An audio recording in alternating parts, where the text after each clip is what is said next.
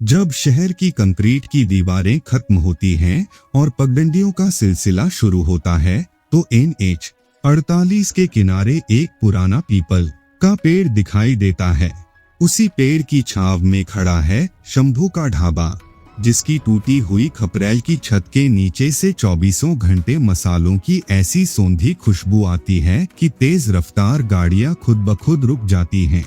यहाँ कोई air condition नहीं, कोई महंगा फर्नीचर नहीं, बस नीम की लकड़ी के बेंच हैं और मिट्टी की सौंधी दीवारें जो अपनी एक अलग कहानी कहती हैं।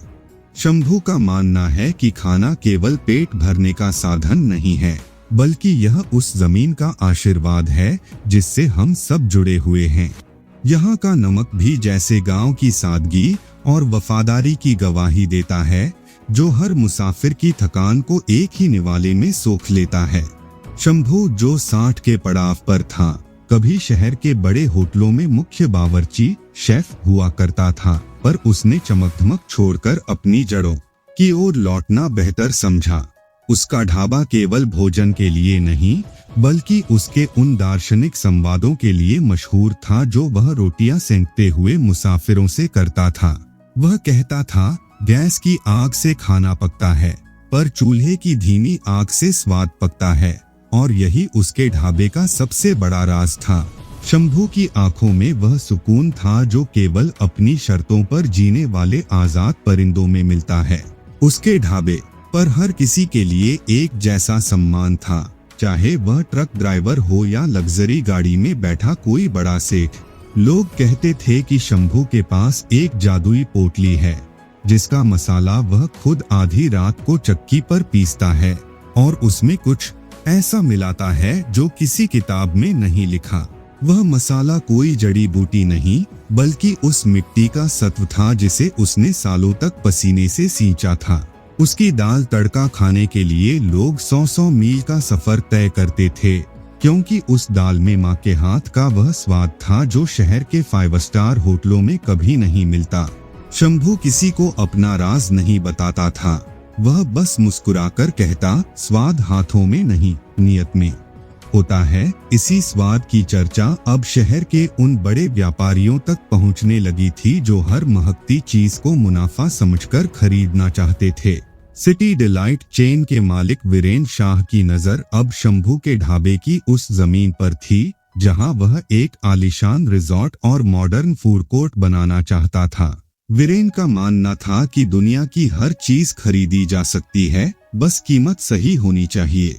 उसने शंभू को शहर के अपने दफ्तर बुलाया और मेज पर 1 करोड़ का चेक पटकते हुए कहा, शंभू, यह ढाबा मुझे दे दो और अपनी बाकी की उम्र आराम से गुजारो। शंभू ने उस चेक को बिना छुए वापस धकेल दिया और शांत स्वर में बोला, सेठ जी, आप मेरा ढाबा खरीद सकते हैं, पर वह पीपल की छाव और मुसाफिरों की दुआएं कहां से खरीदेंगे। वीरेन के अहंकार को यह जवाब एक तमाचे की तरह लगा और उसने ठान लिया कि वह इस ढाबे को जड़ से उखाड़ देगा।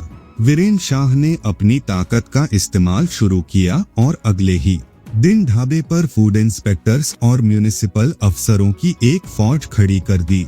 उन्होंने झूठे आरोप लगाए कि ढाबे की रसोई में गंदगी है और यहाँ का पानी पीने लायक नहीं है, ताकि इसे कानूनी रूप से बंद कराया जा सके। शंभू घबराया नहीं, उसने अफसरों को अपनी रसोई दिखाई जो किसी मंदिर के गर्भगृह की तरह साफ थी, जहाँ लकड़ी की राख से बर्तन चमकाए जाते थे। गांव वाले भी शंभू के समर्थन में इकट्ठा हो गए और अफसरों को साफ चेतावनी दे दी कि अगर ढाबे को छुआ तो चक्का जाम कर दिया जाएगा। वीरेन की पहली चाल फेल हो गई, पर उसे पता था कि शंभू की सबसे बड़ी ताकत उसका स्वाद है और उसे ही निशाना बनाना होगा। वीरेन ने शंभू के एक पुराने नौकर मंगू को पैसों का लालच देकर अपनी ओर मिला लिया और उसे एक शीशी दी जिसमें हल्का जहर जैसा रसायन था। मंगू को आदेश दिया गया कि वह शनिवार की रात को जब बड़ी संख्या में मुसाफिर आते हैं तो वह मसालों में यह रसायन मिला दे ताकि लोग बीमार पड़ें। उस रात ढाबे पर बहुत भीड़ थी और मंगू कांपते हाथों से रसोई की ओर बढ़ा, पर शंभू की पारखी नजरों ने उसे भांप लिया।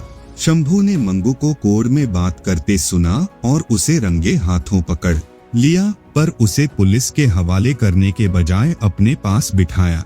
शंभू ने बड़े प्यार से पूछा, मंगू, क्या मेरा प्यार इस चंद पैसों के टुकड़ों से कम था? मंगू फूट फूट कर रोने लगा और उसने वीरेन की पूरी साजिश का पर्दाफाश कर दिया।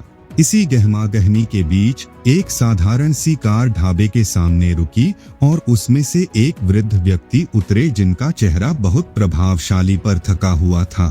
वह व्यक्ति कोई और नहीं बल्कि देश के सबसे बड़े फूड क्रिटिक और पूर्व राज्यपाल मिस्टर मेहता थे, जो वेश बदलकर भारत के असली स्वाद की तलाश में थे। उन्होंने शंभू से वही दाल तड़का और बाजरे की रोटी मांगी और कोने की एक टूटी बेंच पर बैठ गए।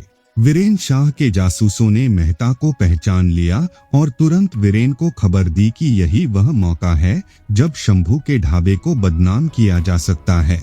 वीरेन ने मेहता के भोजन में कुछ कड़वा मिलाने की कोशिश की, पर शंभू आज खुद हर थाली पर पहरा दे रहा था।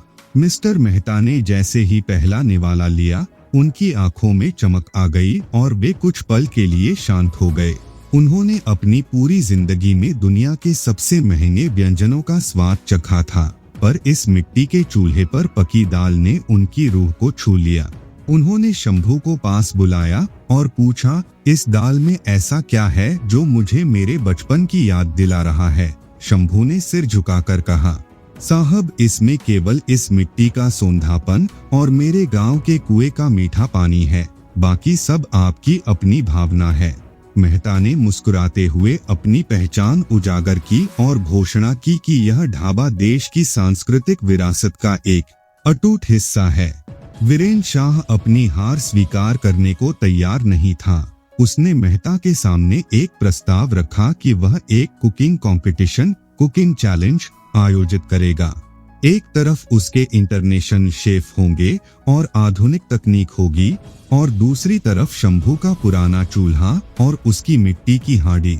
वीरेन ने शर्त रखी कि अगर शंभू हार गया तो उसे अपनी जमीन छोड़नी होगी, और अगर वीरेन हारा तो वह शंभू के नाम एक बड़ा स्कूल बनवाएगा। शंभू ने गांव की प्रतिष्ठा के लिए यह चुनौती स्वीकार कर ली और अगले रविवार को हाईवे पर एक भव्य मंच तैयार किया गया। पूरा गांव और हाईवे का हर मुसाफिर उस दिन काम छोड़कर शंभू की जीत की दुआ मांगने के लिए वहां पहुंच गया। मुकाबला शुरू हुआ। वीरेन के शेफ ने विदेशी जैतून के तेल, बिजली के ओवन और हजारों रुपयों के मसालों का उपयोग करना शुरू किया। उनकी डिश देखने में किसी कलाकृति जैसी थी, पर उसमें वह खुशबू नहीं थी जो भूख जगा सके। दूसरी तरफ शंभू ने अपनी पुरानी हांडी चढ़ाई, कंडे, उपले जलाए और पत्थर पर पिसे ताजा मसालों को दाल में डालना शुरू किया। जैसे ही शंभू ने दाल में घी और हींग का तड़का लगाया, पूरी हवा उस खुशबू से भर गई जिसे सूंघते ही लोगों के मुंह में पानी आ गया। निर्णायक मंडल में मिस्टर मेहता और गांव के कुछ बुजुर्ग किसान थे जो असली और बनावटी स्वाद के बीच का अंतर जानते थे। जब दोनों डिशेस जजों के सामने रखी गईं, तो वीरेन के शेफ की डिश बहुत सुंदर लग रही थी, पर मेहता ने कहा, इसमें तकनीक तो है पर प्राण नहीं। जब शंभू की दाल चखी गई तो हर जज के चेहरे पर एक असीम संतोष और मुस्कान तैर गई, जैसे उन्हें कोई खोया हुआ खजाना मिल गया हो। गांव के बुजुर्ग किसान ने कहा, सेठ जी, आपके खाने में शहर की मिलावट है और शंभू की दाल में हमारे पसीने की मिठास है। नतीजा साफ था। शंभू की मिट्टी की हांडी ने वीरेन के लाखों के ओवन को बुरी तरह हरा दिया था। वीरेन शाह सन्न रह गया। उसे समझ नहीं आ रहा था कि केवल दाल और रोटी ने उसके इतने बड़े साम्राज्य को कैसे झुका दिया। वीरेन ने अपनी हार स्वीकार की और जब वह शंभू की सादगी को करीब से देखने लगा तो उसे अपने लालच पर शर्म आने लगी। उसने शंभू से पूछा, शंभू, तुमने यह कैसे किया? क्या वाकई तुम्हारे पास कोई गुप्त मसाला नहीं है? शंभू ने मुस्कुराकर रसोई से एक मुट्ठी मिट्टी उठाई और कहा, सेठ जी, यही वह मसाला है जिसे हम प्यार करना भूल गए हैं। वीरेन शाह ने अपनी हार को एक सबक माना और शर्त के मुताबिक गांव में एक एग्रीकल्चर और टूरिज्म स्कूल की नींव रखी। उसने शंभू के ढाबे को कभी नहीं खरीदा, बल्कि उसके आसपास की गंदगी को साफ करवाकर उसे एक सुंदर पर्यटन स्थल के रूप में विकसित किया। कुछ ही समय में शंभू का ढाबा केवल हाईवे का कोना नहीं रहा, बल्कि वह देसी संस्कृति का वैश्विक केंद्र बन गया। बड़े बड़े कॉरपोरेट लीडर्स और विदेशी पर्यटक अब अपनी गाड़ियां रोककर शंभू के पास बैठते और जीवन की सादगी का पाठ पढ़ते। शंभू ने कभी अपनी कीमतें नहीं बढ़ाई, क्योंकि उसका उद्देश्य मुनाफा नहीं बल्कि लोगों की तृप्ति था। उसने गांव के कई युवाओं को अपने साथ जोड़ा और उन्हें सिखाया कि अपनी जड़ों से जुड़कर भी हम दुनिया जीत सकते हैं। ढाबा अब एक ऐसी जगह बन गया था जहां ऊंच नीच और अमीर गरीब की सारी दीवारें गिर जाती थीं। वक्त गुजरता गया, शंभू अब और बूढ़ा हो गया था, पर उसके चेहरे का तेज आज भी वैसा ही था जैसे उस जलते हुए चूल्हे का। उसने अपनी जादुई पोटली का राज अपने सबसे ईमानदार शिष्य को बताया। बेटा, असली मसाला ईमानदारी है, जो कभी बाजारों में नहीं बिकता। उसने सिखाया कि जो भोजन हम दूसरों को देते हैं वह हमारे अपने चरित्र का प्रतिबिंब होता है, इसलिए उसे पवित्र रखना हमारी सबसे बड़ी जिम्मेदारी है। शंभू का ढाबा अब एक विचारधारा बन चुका था जिसे हजारों लोग अपने जीवन में उतारने की कोशिश कर रहे थे। आज भी NH 48 पर वह पीपल का पेड़ शान से खड़ा है और उसके नीचे शंभू का ढाबा अपनी महक बिखेर रहा है। शंभू तो अब नहीं रहा, पर उसकी दाल का वह सौंधापन और उसके ऊंचे विचार आज भी मुसाफिरों के दिलों में जिंदा हैं। जो कोई भी वहां रुकता है उसे एक अजीब सी सकारात्मकता महसूस होती है, जैसे शंभू आज भी चूल्हे के पास बैठकर मुस्कुरा रहा हो। यह कहानी हमें याद दिलाती है कि हम चाहे कितनी भी ऊंची उड़ान भर लें, हमारा असली वजूद हमारी मिट्टी और हमारी सादगी में ही छिपा है। गांव का ढाबा अब केवल एक जगह नहीं, बल्कि उन हजारों शंभू की जीत का प्रतीक है जो अपनी जड़ों से कभी नहीं टूटे। समाप्त।